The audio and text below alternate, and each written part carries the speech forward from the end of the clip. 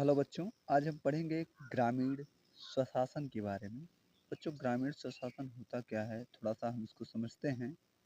अर्थात गांव की जो एक प्रकार से शासन व्यवस्था है, प्रबंधन है, उसी के बारे में हम अध्ययन करेंगे। ग्रामीण स्वशासन गाँव में सार्वजनिक सुविधाओं का प्रबंधन करने के लिए ही ग्रामीण स्वशासन होता है। अर्थात गांव की जो सुविधाएं होती हैं, एक प्रकार से प्रबंधन की व्यवस्थाएं होती हैं, वही कहलाती हैं ग्रामीण स्वशासन। ठीक है, एक बार पुनः समझिए।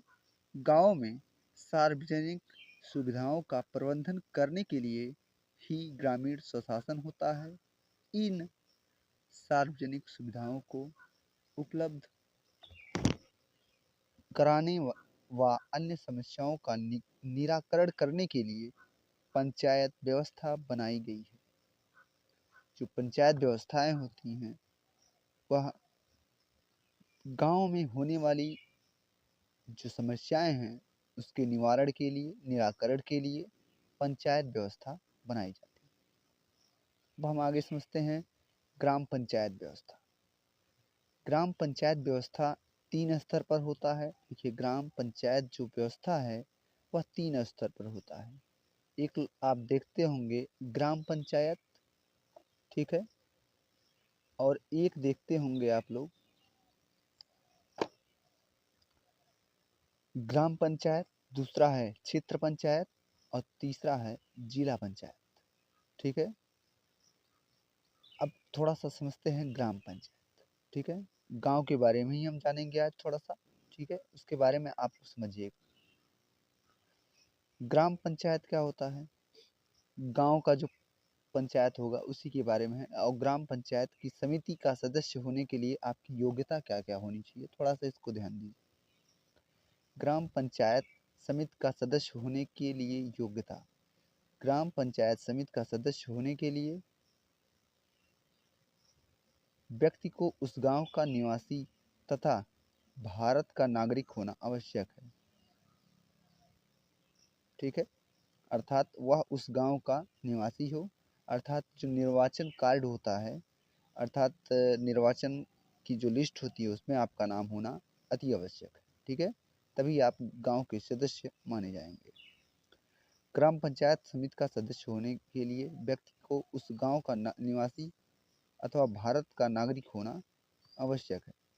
ठीक है, उसकी उम्र कम से कम 21 वर्ष की हो।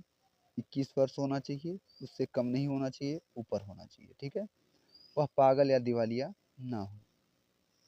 अच्छा, थोड़ा और आगे समझते हैं। वह किसी न्यायालय द्वारा कोई सजा ना पाया हो।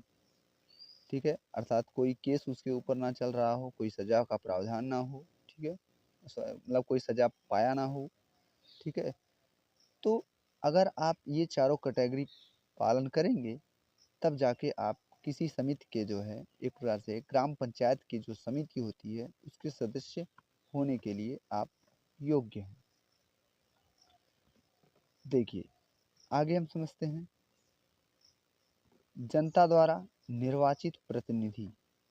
अर्थात ग्राम पंचायत में जो जनता प्रतिनिधि अपना चुनती है, किसको किसको चुनती है, कैसे कैसे चुनती है। तो ग्राम पंचायत में आप लोग सबसे पहला नाम चर्चा करते हैं ग्राम प्रधान। तो ग्राम प्रधान जो पहला होता है वह जनता चुनती है। ग्राम प्रधान द्वारा एक उप प्रधान चुना जाता है। ठीक है, उप प्रधान होता है और एक ग्राम पंचायत होता है, और साथ ही साथ समिति के जो है सदस्य होते हैं। ठीक है, जनता निर्वाचित करती है अपने प्रतिनिधि को। ग्राम पंचायत, उप प्रधान, ग्राम पंचायत, ठीक है, समिति के सदस्य, ये जनता द्वारा निर्धारित होता है। ठीक है, जनता द्वारा निर्वाचित प्रतिनिधि होते हैं ग्राम प्रधान, उप प्रधान, ग्राम पंचायत और समिति के सदस्य। इतना क्लियर हुआ?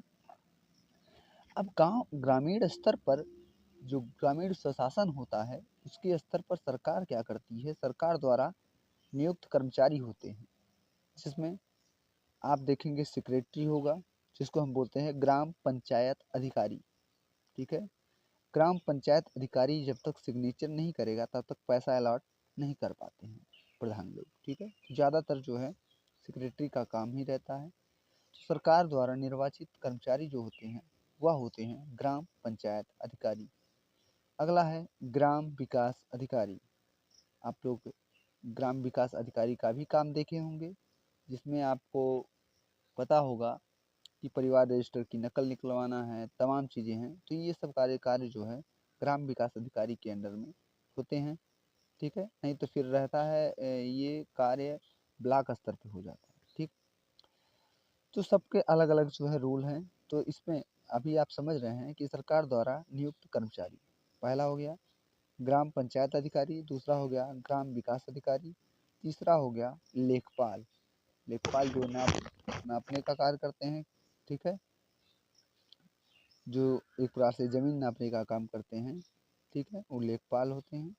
और बेसिक स्वास्थ्य कार्यकर्ता, ये सरकार निर्धारित करती है, सरकार चुनती है। और नलकूप चालक, और साथ ही साथ प्रधानाध्यापक, और साथ ही साथ 7वें नंबर पे आता है शिक्षक। ये 7 लोगों को चुनने का कार्य करती है सरकार, जबकि 4 लोगों को जनता चुनने का कार्य करती है, ठीक है। अब थोड़ा पंचायत के जो ग्राम पंचायत के कार्य हैं उसको जान लेते हैं। ग्राम पंचायत यह देखती है कि गांव की जनता प्राथमिक स्वास्थ्य केंद्र के द्वारा स्वास्थ्य की सुविधा प्राप्त कर रही है या नहीं। यह बच्चों की शिक्षा के लिए विद्यालय की निगरानी, गांव की गलियों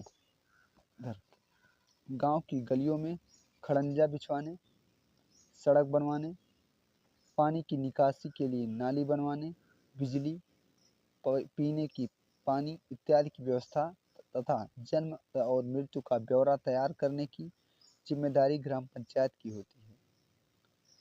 याद रहे, अगर गांव की गलियों में खड़ंजा बिछवाना हो, सड़क बनवाना हो, पानी की निकासी नाली बनवाना हो, ठीक है, पीने योग्य पानी, जन्म और मृत्यु का ब्यौरा तैयार करने का काम होता है ग्राम पंचायत का।